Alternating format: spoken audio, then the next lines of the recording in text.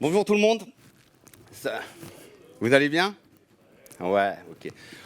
Bon, je suis sûr que tout le monde vous l'a dit, mais ça fait super plaisir d'être là, de voir des vrais gens en face de moi, et pas des SBLU sans la caméra. Beaucoup d'émotions aussi, parce que la dernière fois que j'ai fait un talk ici, c'était en 2018, et il y avait mon fils et ma fille avec moi. On avait fait un Tools in Action à 3. Grand moment, une de mes meilleures expériences de speaker jusqu'à là. Mais aujourd'hui, je suis là pour vous parler de sécurité et bravo à vous de venir écouter parler quelqu'un de sécurité un jeudi soir. Mais vous inquiétez pas, on va s'amuser. J'ai pas beaucoup de slides, j'en ai 3. Et après, on part en live coding. Ok. Je m'appelle Sébastien Blanc. Vous pouvez me suivre sur Twitter, Sebi2706. Mes DM sont ouverts, donc si vous avez des questions, vous pouvez m'envoyer des questions là-bas. Et je travaille chez Radat. Je suis dans l'équipe des développeurs Advocate. Alors, Quarkus. Si vous êtes ici, le titre c'est Quarkus, sécuriser ses applications Quarkus. J'imagine que vous connaissez Quarkus. Qui c'est qui connaît Quarkus?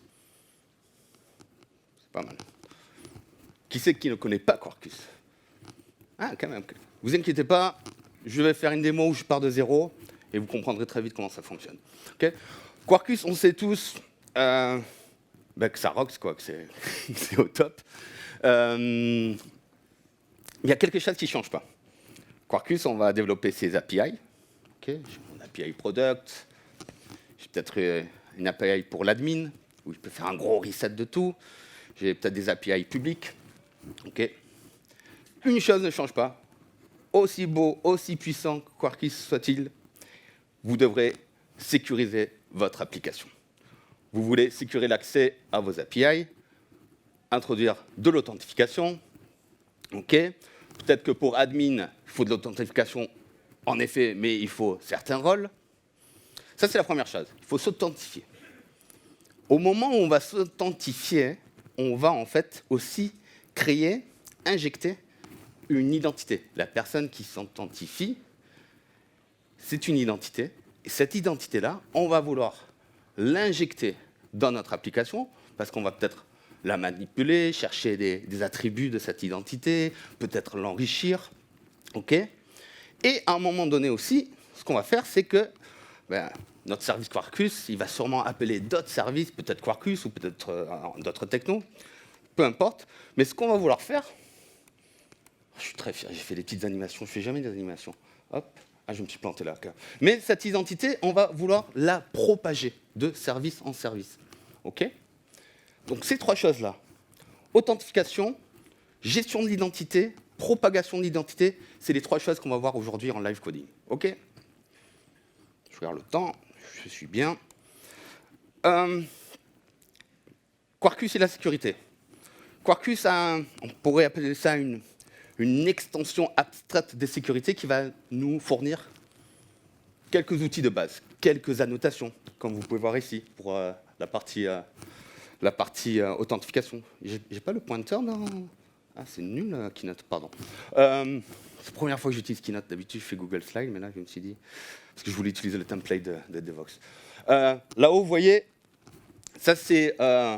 si vous êtes un développeur Java EE, J2E, vous devrez reconnaître le roles allowed. Okay. Donc là, encore une fois, Quarkus ne réinvente pas la roue. On réutilise les annotations que vous êtes habitués à utiliser. Ça, c'est pour la partie authentification. Ça va nous fournir aussi cet objet, Security Identity. Au moment où on est authentifié, on peut injecter n'importe où dans notre application cet objet-là, Identity, qui représente notre identité, enfin l'identité de la personne qui s'est authentifiée. Okay. Et troisième partie, propagation. On va faire un petit REST client pour appeler à notre service, et on va voir comment on peut propager notre identité. Et vous allez voir que c'est très très simple, et la solution est déjà là, c'est la deuxième annotation, Access Token, et c'est terminé. Je peux propager mon identité. OK. Quarkus a donc cette espèce de framework de sécurité abstrait, et après il va falloir choisir une extension concrète, comme je les appelle. Vous pouvez aller à l'ancienne, utiliser par exemple JDBC sécurité, vous allez stocker vos utilisateurs et votre password dans votre propre base de données. OK.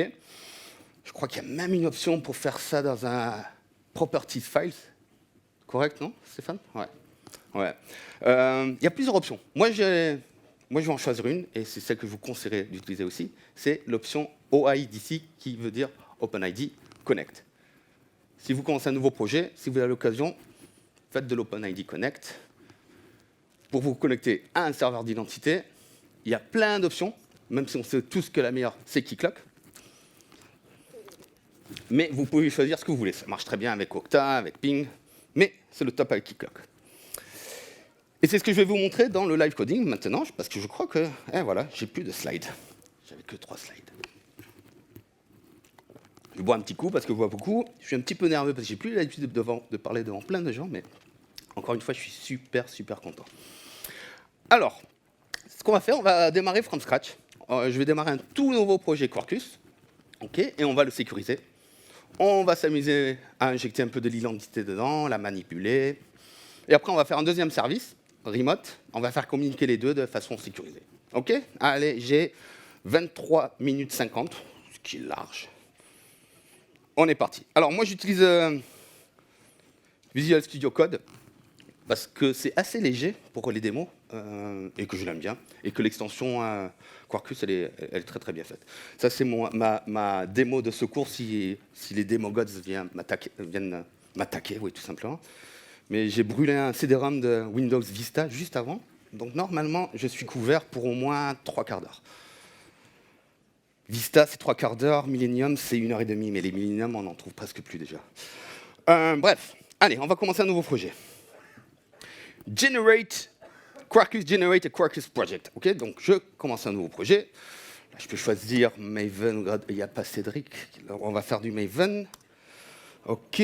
Deb Prep. Vous avez vu, j'ai fait 3 préparations, quand même. Donc, j'arrive pas les mains dans la poche. Et là, c'est Devox Live. C'est le vrai, maintenant.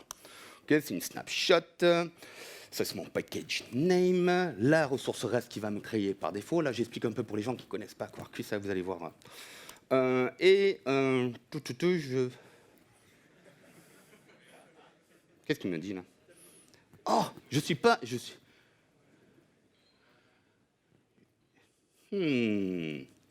Ça va être marrant si je suis pas sur Enable to reach code. Ouais, mais speaker, j'arrivais pas à me connecter dessus tout à l'heure. On va réessayer.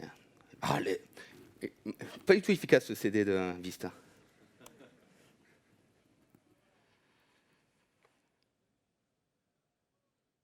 Voilà. Try again. Source. Mais du coup, ça m'a cassé tout le flow là. On va voir. On va refaire. Generate a new project. Maven. Nani. Prep. Si je regardais tout simplement si j'ai Internet. Oui, j'ai Internet. OK. Est-ce que code.quarkus.io est en maintenance?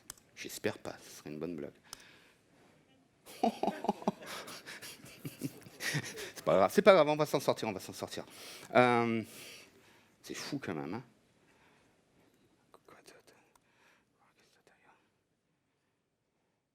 Il est là, OK. On va le faire par ici. Donc, pour ceux qui ne connaissent pas, c'était tout prévu, non pas du tout. Si vous allez sur code.quarkus.io, j'ai peur que c'est mon Visual Studio Code qui n'a pas d'accès pour une raison obscure. Bon, on va voir. Si vous allez sur code.quarkus.io, vous pouvez aussi générer votre projet par là. Okay, c'est un peu comme start.spring.io, mais pour Quarkus. Okay, donc, et on peut faire les mêmes blagues que Josh, zoomer. Okay, on peut faire exactement la même chose. On va l'appeler Live Devox. C'est parti, Maven. Et là, qu'est-ce que j'ai besoin? J'ai besoin de Rest Easy. Ça va être rigolo quand même comme ça. J'ai besoin de Rest Easy et j'ai besoin de OIDC. OIDC qui est là. Hop. Et c'est tout. Je génère mon projet. Je download le zip. Je unzip le zip. Et je... Il est en haut? Tout en bas. Ah oui, oui, pardon. Hop. Ça m'a perturbé. Hop. Hop. Finder.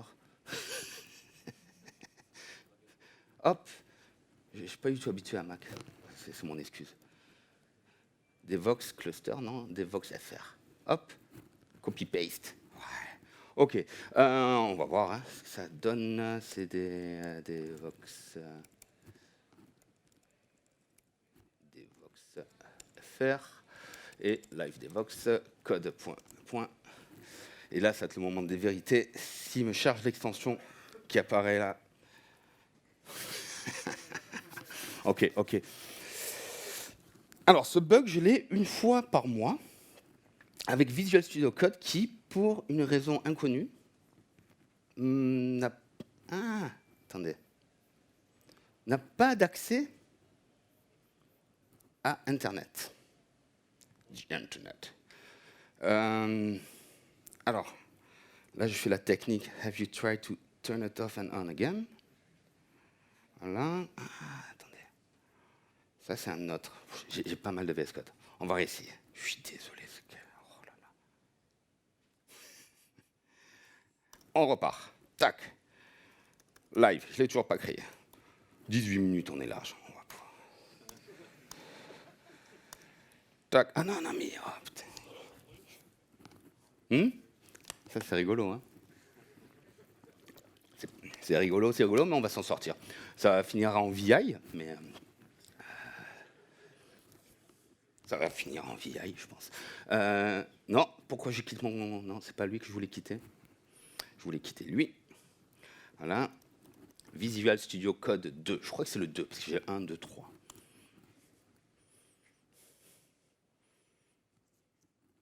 Allez, fais-moi rêver.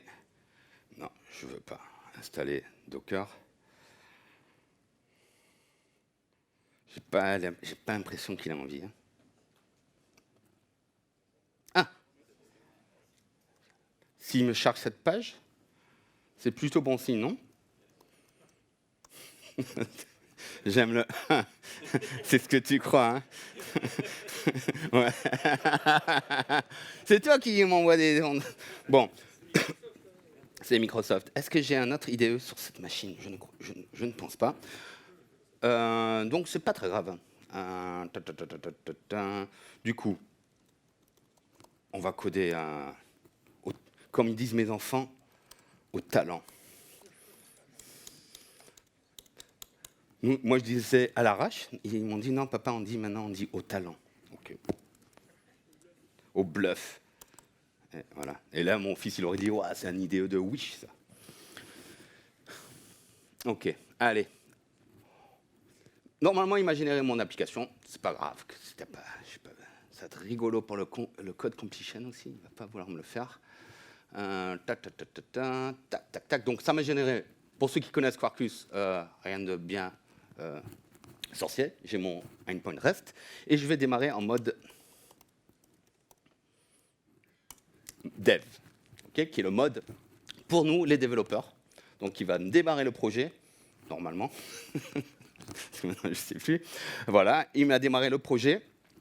Je peux faire des modifs. J'ai le live reload. OK. Et là, vous voyez peut-être qu'il se passe autre chose. Là. Vous voyez la petite baleine là?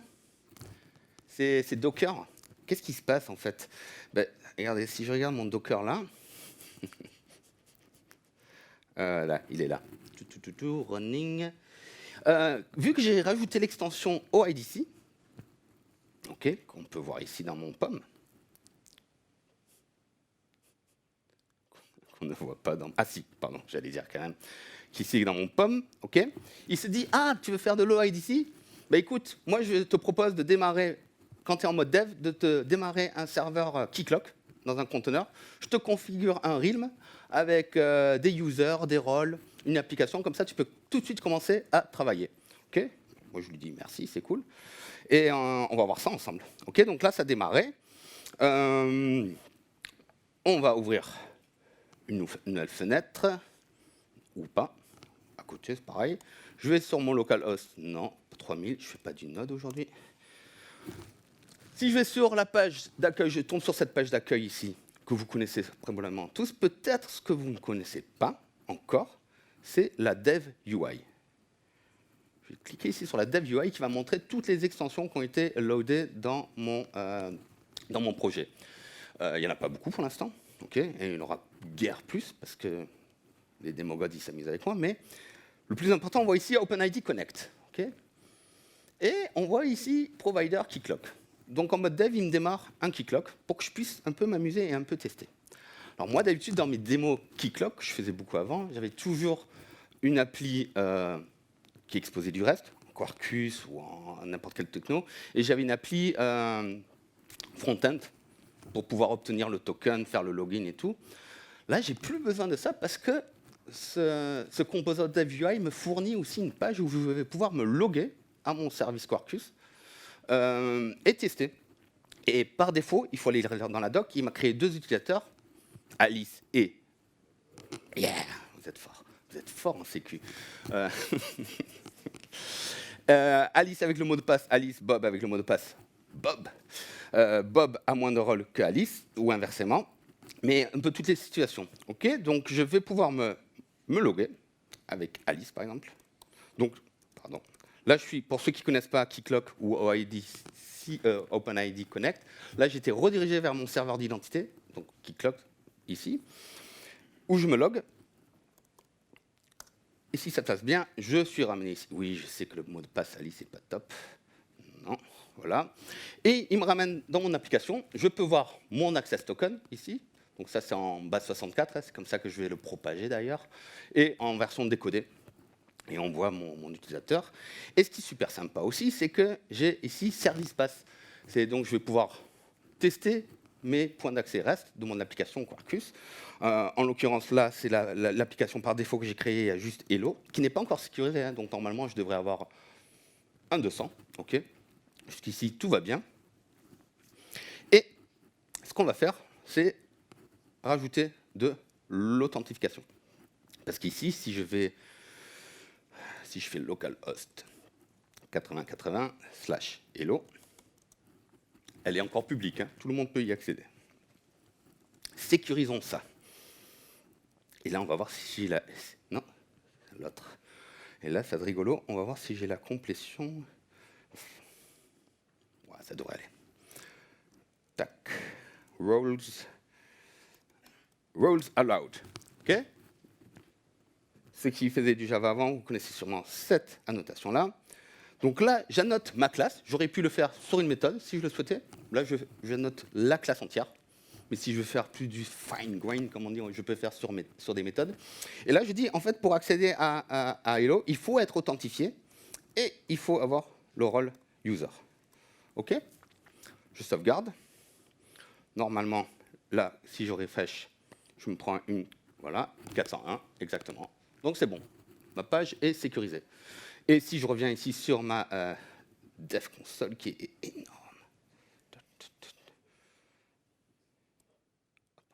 comme ça. View Access, ça devrait marcher parce que je suis authentifié. Donc, je reçois une 200 ici. OK? Et pour vous prouver que je ne mens pas, on va ajouter un rôle que je suis sûr qu'Alice n'a pas, le rôle d'Evox, par exemple. Elle n'a pas ce rôle-là. Hop. Je fais ça et je devrais me prendre une 403. Je suis authentifié, mais je n'ai pas le rôle. OK? J'ai aussi accès à la console Keycloak directement, si je veux. Imaginez que je veux rajouter le rôle d'Evox à Alice. Okay, je peux ouvrir ma console ici, m'authentifier avec le mot de passe super dur, que je ne vous dis pas. Même Google, il n'est pas content. Voilà. Et là, vous voyez mon realm. Donc, mon realm, c'est mon territoire, hein, comme on dit, mon royaume, où j'ai mes utilisateurs. Pardon, pas du tout. Mes utilisateurs. Alice et Bob. J'ai mes rôles. J'ai sûrement juste user et admin ici. Ça, c'est d'autres rôles qui ont été créés par défaut. Et donc, je vais créer un nouveau rôle. Devox. Hop. Et je vais aller sur mon user. Alice. J'allais chanter une chanson, mais je la fais pas. Hop. Je lui ai assigné le rôle. Super. Je reviens ici sur ma console. Bon, par contre, le token, là, il est déjà généré. Donc, il faut quand même que je me délogue. Je me relogue avec Alice. Alice. Et je peux... Oui, tu m'embêtes. Si je peux aller voir mon access token ici, dans groupe, regardez, maintenant Alice a des Vox aussi comme rôle. Et si je fais hello, ça devrait me redonner une 200. OK? Donc ça, c'est pour la partie authentification. Il ne me reste plus que 9 minutes 40. OK, ça va aller.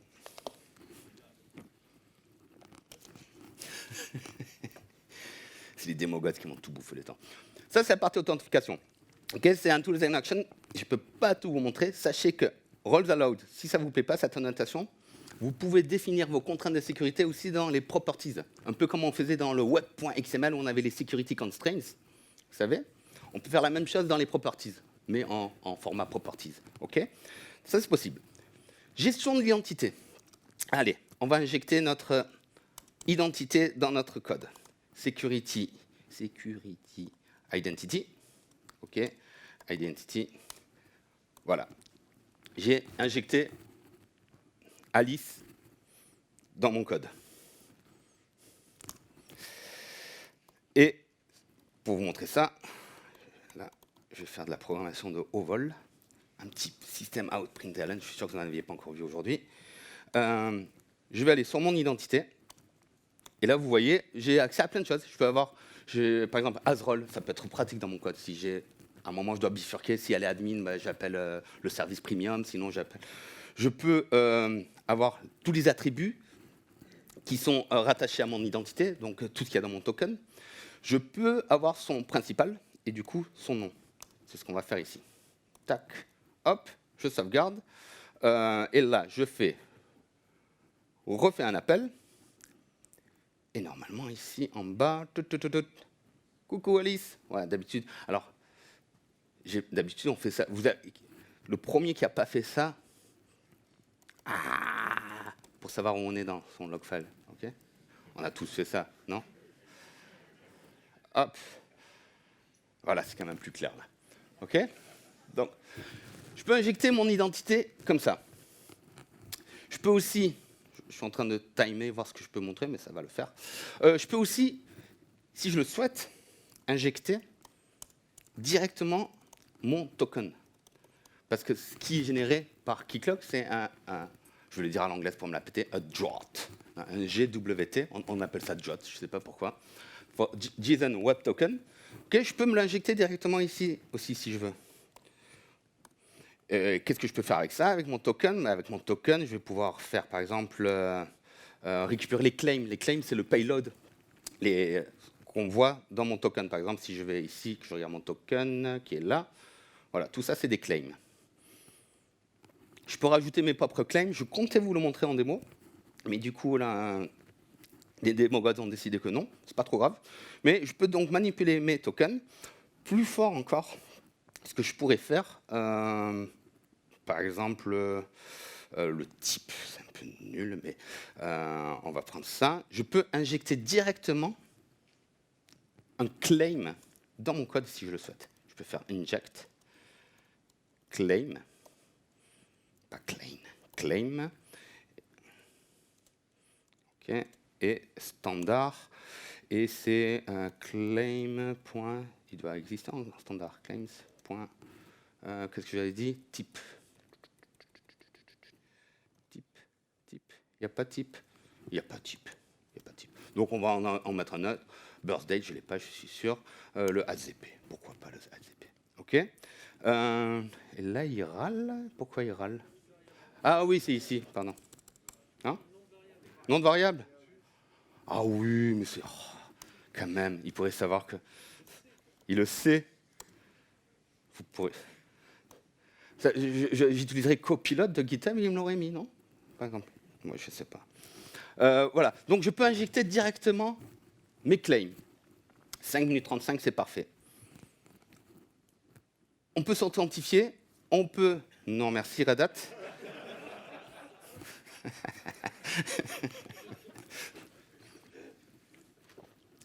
Je me disais, tant il va me le faire demain. Mais il me l'a fait. Je vous ai montré comment vous authentifier, comment on peut manipuler une identité. Donc là, je l'ai injecté. Vous pouvez l'injecter de partout dans vos services. On va... je dis, on va créer un autre projet Quarkus. Ouais. Peut-être pas. Je vais vous montrer comment propager votre identité. Et je dois sûrement avoir un projet. Si, on va quand même le faire. Attendez, on va faire comme ça. Tac, tac, tac, tac, tac. Et je vais aller dans Prep 1, en espérant que je n'ai pas fait trop de trucs de ouf là-dedans. On va l'ouvrir aussi. Hop, normalement, il expose une... Il doit être tout simple. Hello Devox FR, ouais, c'est super. OK, on va le... J'ai l'impression que là, ça remarche le Roles Allowed. On va le sécuriser rapidement. Avec le rôle Devox, du coup, vu qu'on l'a créé. Donc ça, c'est sécurisé. Ça, on va dire que c'est mon appli remote. Je vais juste changer un truc, c'est le port, parce que 8081 est déjà utilisé. OK. Et je vais lui dire où mon serveur Keycloak tourne. Parce que là, je suis obligé, au IDC... Ah oui, je dois dire Keycloak des services, je disable. Là, pour ce service-là, je lui dis, ne démarre pas un Keycloak, parce que j'en ai déjà un qui tourne dans mon autre service. OK, je lui dis false. Et je lui dis, mon service Keycloak, il tourne hot server. C'est la property la plus importante, et le code completion, il ne marche pas sur celui-là. Ça m'en fout. Mais bon. Et mon realm, je peux aller ici. Et mon realm, je sais que c'est ça. Hop, je le copie.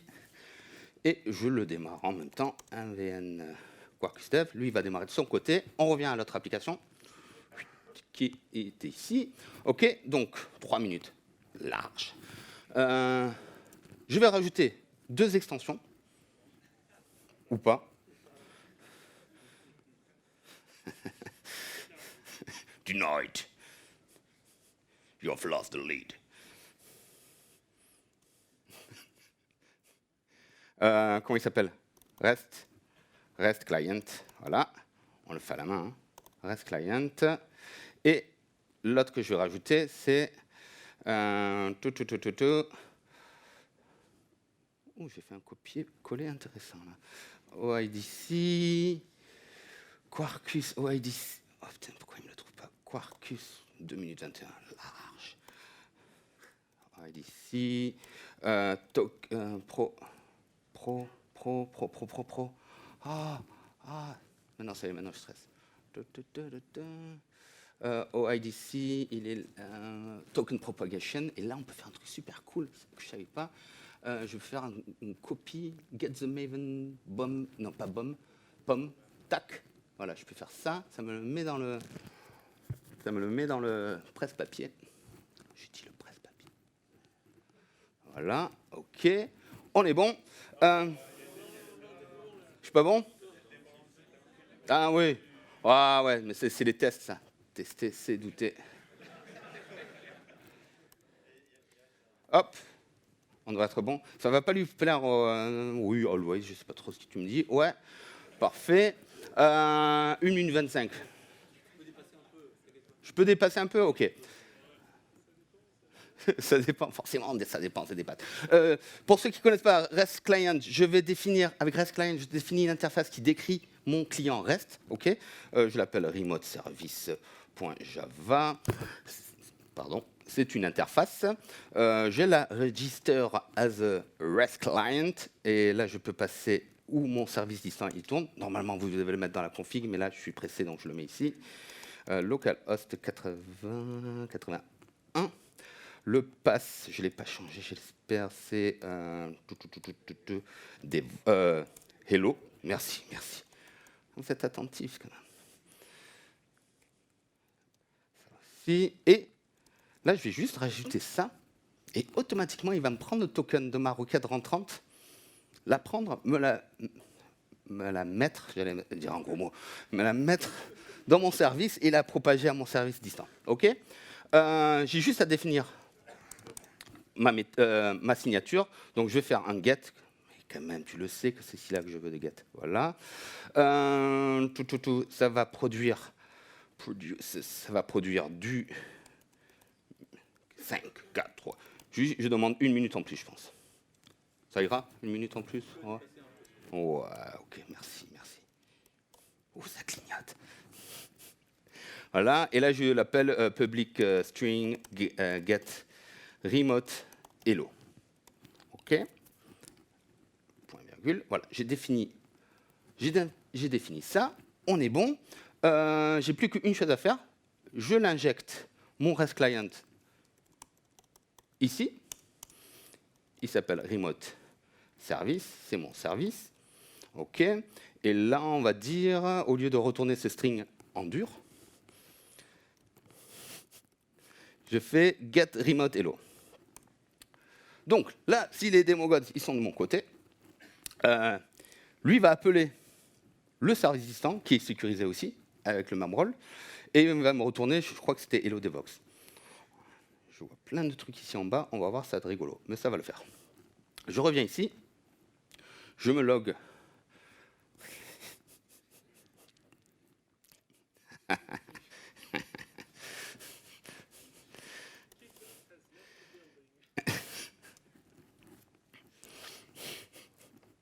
C'est très rigolo parce qu'il m'a sûrement redémarré, Keycloak sur un autre port.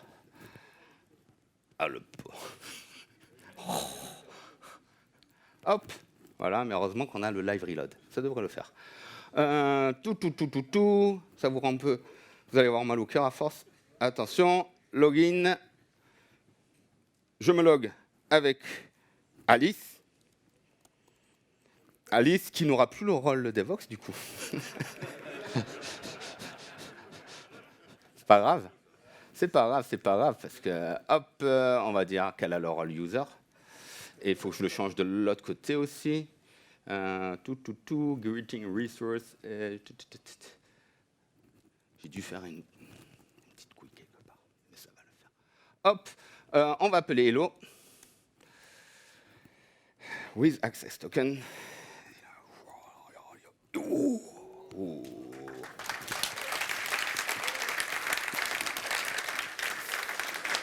Ouais. Merci beaucoup. Désolé pour Visual Studio Code qui a voulu s'amuser avec moi.